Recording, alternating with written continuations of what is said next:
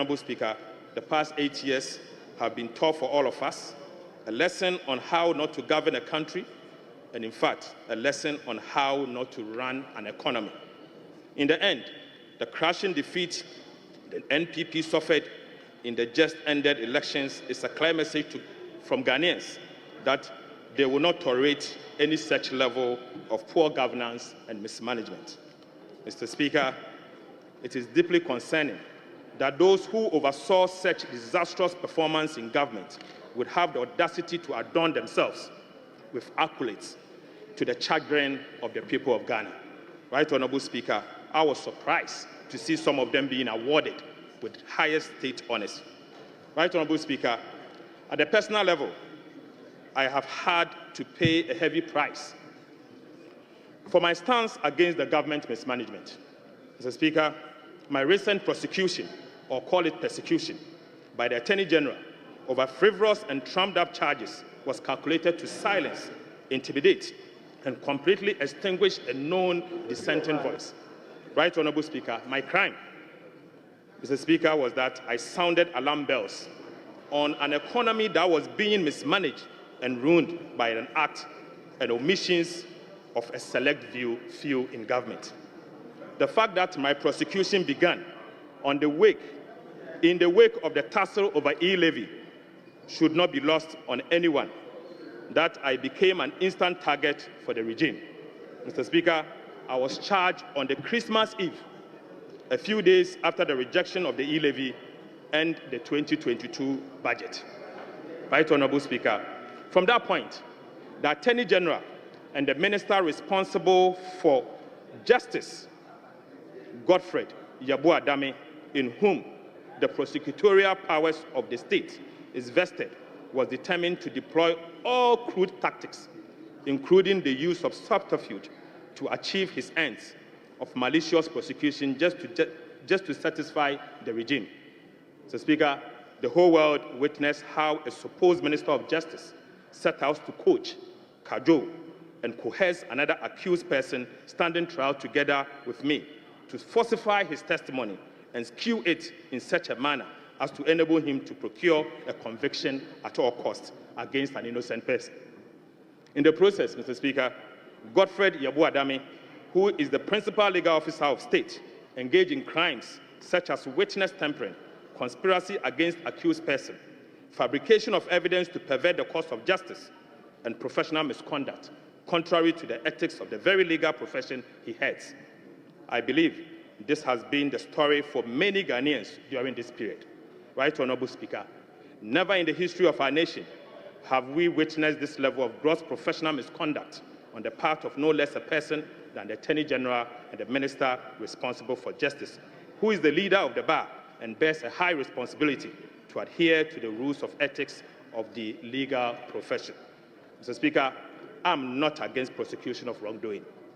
Whilst our democracy is founded on the rule of law and holding public officers accountable, I pray that never again should any of our citizens become a victim of this level of injustice and abuse of prosecutorial powers that I was subjected to. Right, Honorable Speaker, despite the painful experience, I count it as part of the hazards of politics and service to the people of Ghana. Mr. Speaker, as the clock strikes midnight, a new chapter begins.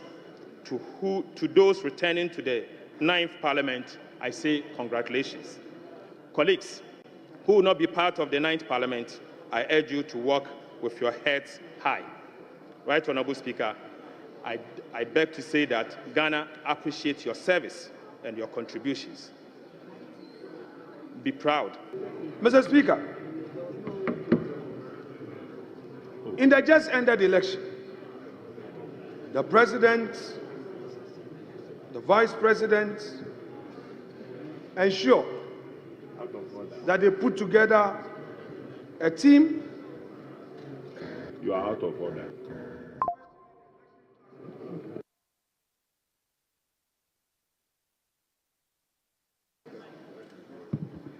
To assist the Electoral Commission in ensuring that we had a peaceful election. Mr. Speaker, whilst I am on my feet, Honorable Honorable Nilande van der Poel will put on his mic. Mr. Speaker, he has to stop. This aspect of their intolerance. Ato spoke, even getting personal, but they can never take it. Mr. Speaker, I don't understand. Ato spoke, he even went personal. We kept quiet and listened to him. You are on your feet, on in your mic. Well, this is your nature. Mr. Speaker, we had a very peaceful election. Dr. Mahamadou Bawumia, the presidential candidate of the MPP, conceded defeat long before the official declaration by the EC. But what did we witness?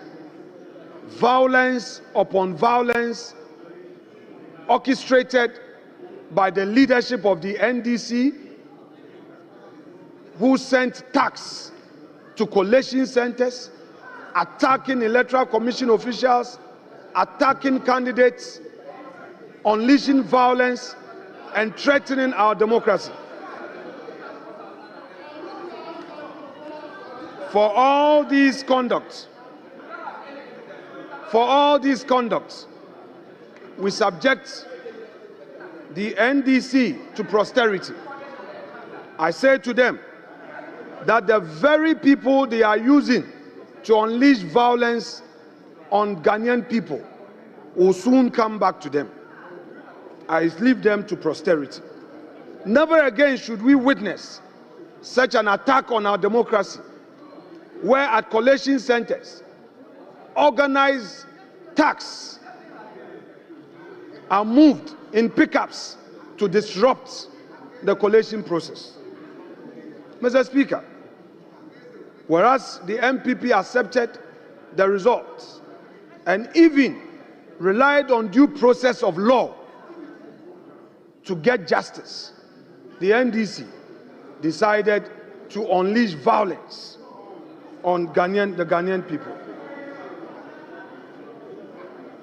Mr. Speaker, Nana Addo Dankwa Akufo-Addo, the President of the Republic, has made his name in Ghana and in the sub-region. It is therefore not surprising that the ECOWAS recognized him and gave him a title, Mr. Democrat. Mr. Democrat for the good works he's done for democracy. For over 40 years in public service, he distinguished himself, and the sub-region celebrated him. Mr. Speaker, the 8th Parliament, however, witnessed some unfortunate, sad situations. The loss of our colleagues, Honorable Philip Baswa of Kumewu, Honorable John Ampontua Kuma of Ejiso, as well as some 18 former members of Parliament and a former First Lady, Her Excellency Teresa Kufuor. Mr. Speaker, all these persons who were in public service passed on within the period, and I say, may their souls rest in peace. Mr. Speaker, in spite of the turbulence that the House witnessed in some few instances, my honorable colleagues in leadership and I worked so hard in ensuring that the business was conducted in a convivial and congenial atmosphere. This Parliament achieved notable legislative milestones, passing 41 bills, including private members' bill, a first in our history. We facilitated the passage of 48 regulations and approved significant agreements and reports bolstering Ghana's socio-economic development.